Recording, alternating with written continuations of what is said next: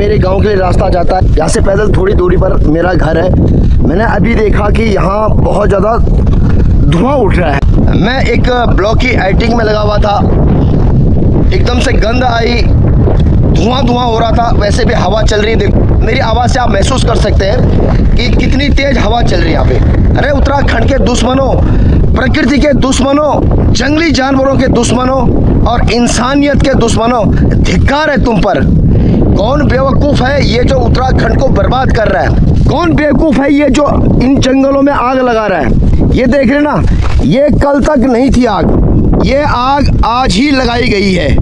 और यहाँ से नहीं, ये पूरा जंगल है, जंगल एरिया है। यहाँ बहुत सारे पशु पक्षी हैं, जानवर हैं, घास भी होती थी यहाँ। और यहाँ इतनी गंदी आग लगी पड़ी है, आप देख रहे हैं धुआं हो रहा चारों तरफ।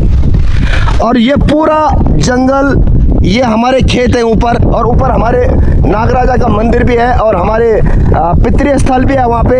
ये सारा इन बेवकूफ़ों ने, इन जाहिलों ने, मैं जाहिली बोलूँगा इनको, कि कितना विनाश मार रहे हैं प्रकृति का। ये आग लगा के मिलता है क्या इन बेवकूफ़ के बच्चों को? इनको ना भर के गाली देने का मन कर रहा मेरा। और जिस दिन ये मिल गए ना, पुलिस डिपार्टमेंट या फॉरेस्ट डिपार्टमेंट तो इनका इलाज बाद में करेगा, इन सब का इलाज मैं पहले करूँगा, चाहे साला मुझे जेल जाना पड़े इसके लिए। यहाँ भी देखो ये आग लगी पड़ी है।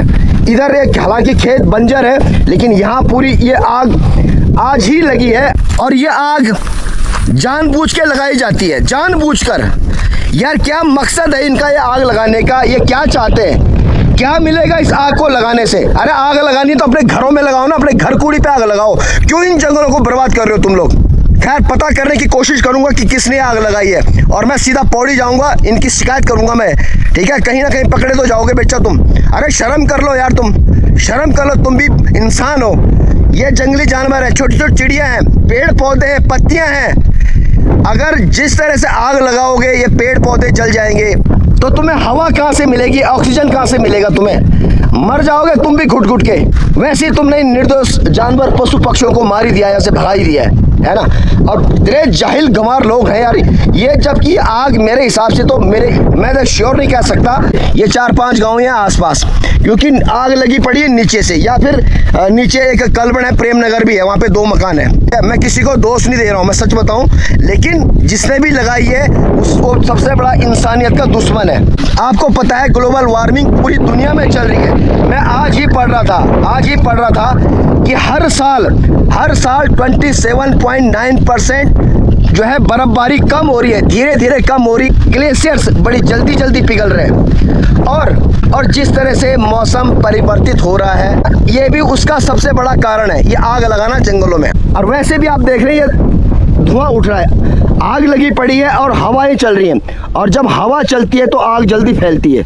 और ये पूरा जंगल जल चुका है, और हमारे पहाड़ों में एक जगह नहीं, यहाँ भी आग लगी पड़ी है।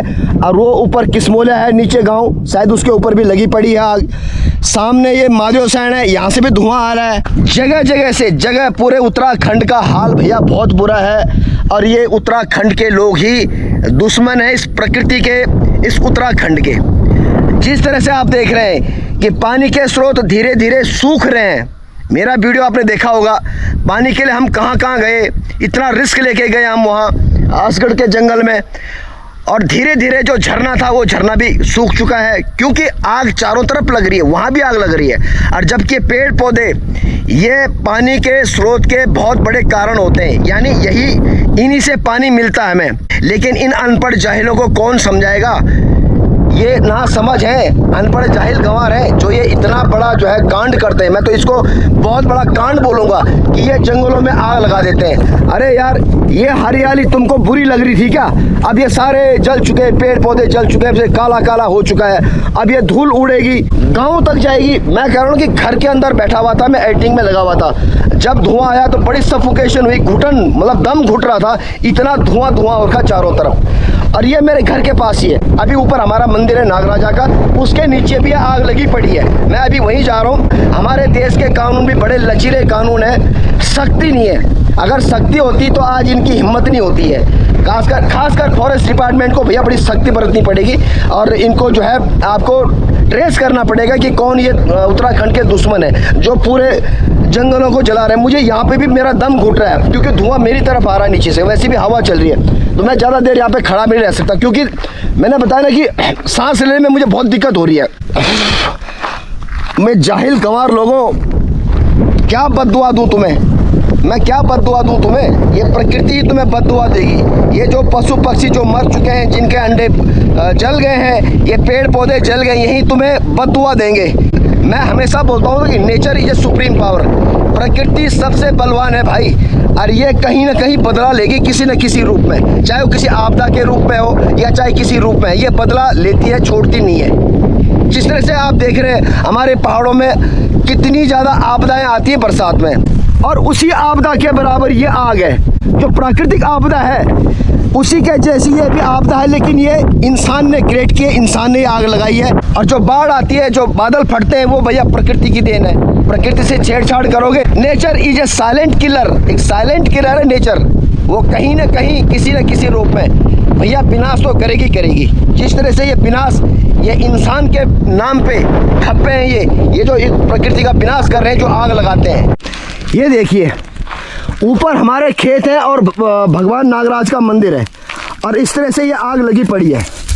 अब मैं इसको देखो, इस आग इतनी भयंकर है कि इसको बुझाना बहुत मुश्किल है, क्योंकि यहाँ पे आप सारे पेड़ पौधे जल चुके हैं, तो कैसे बुझाएं इसको? बहुत गंदी आग लगी पड़ी है, जिस तरह से आपने देखा पूरा धधक रही आग, क्योंकि कुछ लकड़ियाँ सूखी हुई हैं, तो उनमें जो है ये आग जल्दी पकड़ रही है। क्योंकि ये देखो, ये लकड़ी सूखी हुई है ना, और घास सूखी हुई है, तो उसमें ये आग जल्दी पकड़ती है।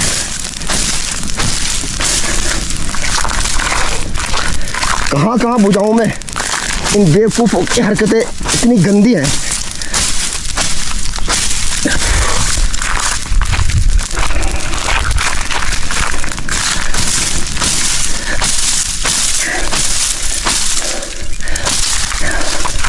ये पूरा ऊपर सब खेत जले हुए हैं, क्योंकि ये ऊपर आग ऊपर से आ रही है।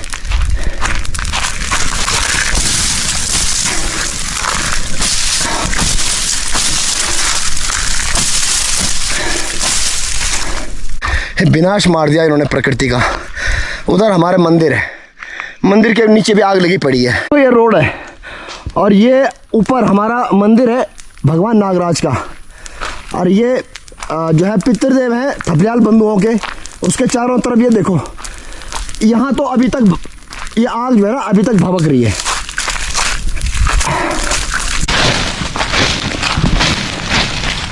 जंगल में, पूरे जंगलों में आग लगी पड़ी है, हर जगह बुझाना तो मेरे बस का नहीं है। ये रोड के आसपास है और मंदिर के आसपास है, जहाँ तक मेरे से हो सकेगा मैं इसको बुझाने की कोशिश कर रहा हूँ।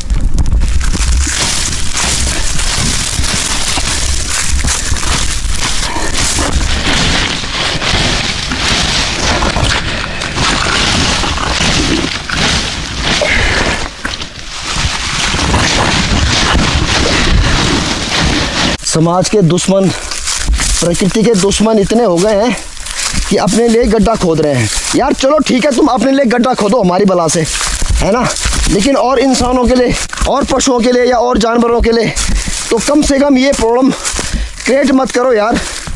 अब ये देखो थपलियाल बंधुओं के जो है यहाँ पे पितृ स्थल है, यहाँ ये सामने। अभी मैं मंदिर में जाता हूँ, मंदिर का जो एरिया है चारों तरफ जल चुका है।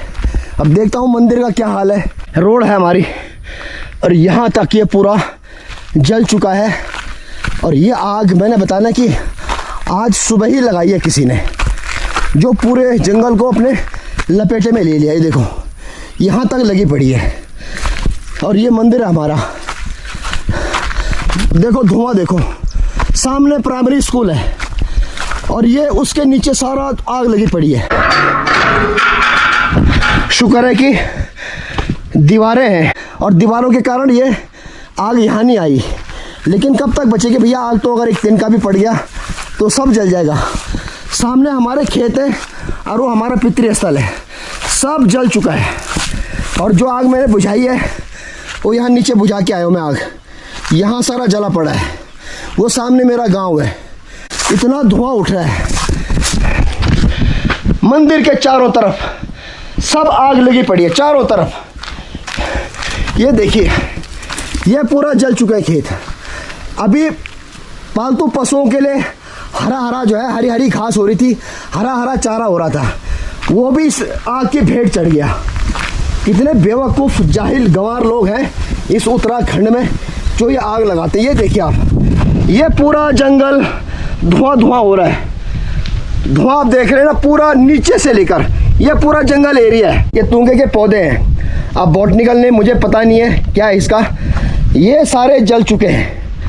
और ये पूरा जंगल आप देख रहे हैं ना, ये पूरा जला हुआ है। ये मंदिर के बिल्कुल ठीक पीछे वाला हिस्सा है, ये सामने हमारा मंदिर है और ये ठीक पीछे वाला हिस्सा है, पूरा जल रहा है, जल चुका है और जल रहा है। वहाँ बहुत गंदी आग लगी पड़ी है और हवा भी आ रही है, हवा की लपटें भी ऊपर की तरफ आ रही हैं, इसीलिए आग ज़्यादा धधक रही है। और ये हो सकता है कि स्कूल तक पहुँच जाए भैया, स्कूल का भी खतरा बना हुआ है।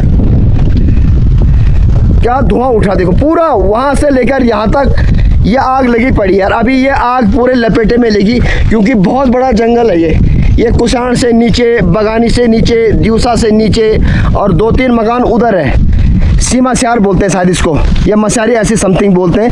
वहाँ पूरे जंगलों के बीच में 2 मकान है और नीचे मैंने बताया कि प्रेम नगर है, वहाँ भी 2 मकान है। आप देख रहे हैं बहुत बुरा हाल हो रहा है। मैं यार, मेरा यहाँ पे रुकना बहुत मुश्किल हो रहा है, क्योंकि घुटन हो रही है, घुटन, बहुत ज़्यादा घुटन हो रही है, क्योंकि वो धुआं ऊपर की तरफ आ रहा है, हवाएं ऊपर की तरफ चल रही हैं। और ये आग अभी बुझने वाली नहीं है, क्योंकि यहाँ भी बहुत सारे जंगल हैं और ये आगे की तरफ फैल रही है। अरे समाज के दुश्मनों, क्यों ये कहर ढा रहे हो इस धरती पे?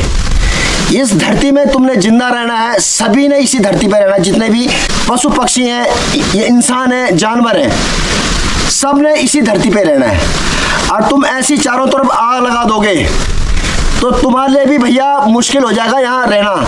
जिस तरह से मैं बार बार बोल रहा हूँ और बोलता रहूँगा हर ब्लॉग में, ये जो ग्लोबल वार्मिंग चल रही है ना पूरे वर्ल्ड में, मैं आज ही पढ़ रहा था कि अंटार्कटिका में भी, जहाँ की बहुत सारी बर्फबारी होती है, वहाँ भी बर्फबारी बहुत कम हो गई है, यानी स्नोफॉल से कहते हैं, वो भी कम हो गई है। उत्तराखंड का तो बेहाल है ही, इसके तो ग्लेशियर पिघल रहे हैं, नदियों का स्तर कम हो रहा है, क्योंकि ग्लेशियर जब पिघलेंगे बर्फ नहीं गिरेगी। जिस तरह मैंने अभी पीछे बताया कि मैं आज ही पढ़ रहा था कि इस बार 27.9% बर्फ कम पड़ी है, पड़ी नहीं है। और जो ग्लेशियर्स हैं वो पिघल रहे हैं बड़ी तेजी से, बहुत तेजी से पिघल रहे हैं। और धीरे धीरे जिस तरह से ये जो साइंटिस्ट हैं बोल भी रहे हैं कि आने वाला जो समय है बहुत खतरनाक है पूरे भारत के लिए। और भारत क्या, उत्तराखंड का तो बुरा हाल है ही। जो आप देख रहे हैं कि जगह जगह लोगों ने आग लगाई पड़ी है। और ये प्रकृति के दुश्मन, ये धरती के दुश्मन, ये नेचर के दुश्मन, इंसानियत के दुश्मन, इनको कुछ फर्क नहीं पड़ता, कुछ फर्क नहीं पड़ता इनको। क्योंकि मैं अपने ब्लॉग के द्वारा बराबर हर किसी को बोलता हूँ कि कृपया आग ना लगाएं जंगलों में। भैया ये आग लगाओगे तो कुछ नहीं बचेगा, इवन कि तुम्हें पानी भी नहीं मिलेगा। जैसे मछली तड़पती ना बिना पानी के, वैसे तड़पोगे आने वाले टाइम पे। जिस तरह से सब स्रोत सूख रहे हैं, जगह जगह पानी के लिए हाहाकार हो रहा है। जिस तरह से आपने मेरा ब्लॉग देखा, हम कहाँ गए वो पानी का स्रोत बनाने, वहाँ पानी जो है वहाँ इतनी मुश्किल से ब्लॉग आपने देखा होगा, कितनी मुश्किल से हम गए वहाँ, बल्कि 2-3 बार मैं और नरेश भाई गिरते गिरते बचे, है ना। इतनी मुश्किलों से हम अपने गांव में पानी लाए, बड़कोट में पानी लाए, और आप लोग जंगलों में आग लगा रहे हो। अरे जो बचे कुचे स्रोत हैं वो भी खत्म हो जाएंगे इस आग के कारण। और दूसरी बात, अगर तुम सोच रहे हो कि इससे जंगली जानवर भाग जाएंगे, तो भैया भालू और लेपर्ड जब उसको जंगलों में सुरक्षित पनाह नहीं मिलेगी तो वो गांव की तरफ ही आएगा, क्योंकि गांव सुरक्षित है, क्योंकि वहाँ इंसान रहता है। इंसान जब सुरक्षित है, वहाँ आग नहीं है, तो जंगलों से वो जो जंगली जानवर है तुम्हारे गांव की तरफ ही आएंगे। ये तुम और खतरा मोल ले रहे हो अपने लिए। तुम सोच रहे हो कि ये जंगली जानवर भाग जाएंगे, ये भैया तुम्हारे घरों की तरफ आएंगे और ज्यादा नुकसान करेंगे। तुम्हारी भेड़, बकरी, कुत्ता वगैरह वगैरह सारे सपाचट कर देंगे। जब उनको जंगलों में कुछ नहीं मिलेगा तो फिर तो इंसानों को भी अटैक करेंगे। अब हो भी रहा है, आप देख ही रहे कि इंसानों पे पौड़ी साइड में कितने सारे जो है बच्चों को मार दिया उसने, कितने सारे लोगों को बाघ ने मार दिया है, रीछ ने मार दिया है। अबे तुम्हारे घरों की तरफ आएंगे, तुम्हें भी मारेंगे, तुम्हारे पशुओं को भी मारेंगे, और तुम्हारे कुत्तों को भी मारेंगे, बकरियों को मारेंगे। और मेरा भी यहाँ पे ज्यादा देर रहना भैया सेफ नहीं है मेरे लिए, क्योंकि जिस तरह से हवाएं चल रही हैं और जिस तरह से आग धधक रही है, तो भैया कहीं मैं भी लपेटे में ना आ जाऊं, क्योंकि भैया आग और पानी ये दो भैया ऐसी चीज़ें हैं कि इनसे कभी छेड़ना नहीं चाहिए, छेड़खानी नहीं करनी चाहिए। छेड़खानी करी ना किसी ने एक तिली लगाई होगी और उस तिली ने देखो कितना सारा जंगल बर्बाद कर दिया। ये धुआं धुआं हो गया, पॉल्यूशन हो गया भैया चारों तरफ। तो देखो मैं आपको आवाज़ सुनाता हूँ, वहाँ कितनी तेज़ी से भभक रही है आग।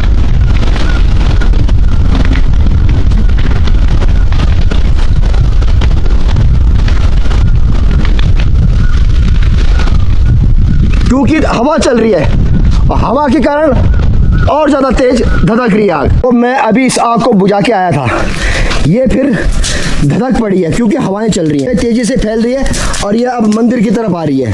अब मैं अकेला हूँ, मैं अकेला भी कुछ नहीं कर सकता भैया, क्योंकि मैं बताने कि मेरे लिए भी खतरा हो सकता है। खतरे देखो कितनी ज़्यादा, इसको बुझा अभी 2 मिनट पहले इस आग को मैं बुझा के आया हूँ।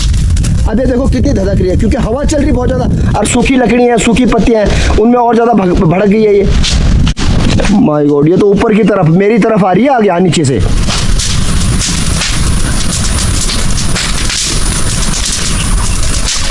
पहले हमारे पहाड़ों में इतनी गर्मी नहीं होती थी, अब यहाँ भी बहुत ज़्यादा गर्मी होनी शुरू हो गई है।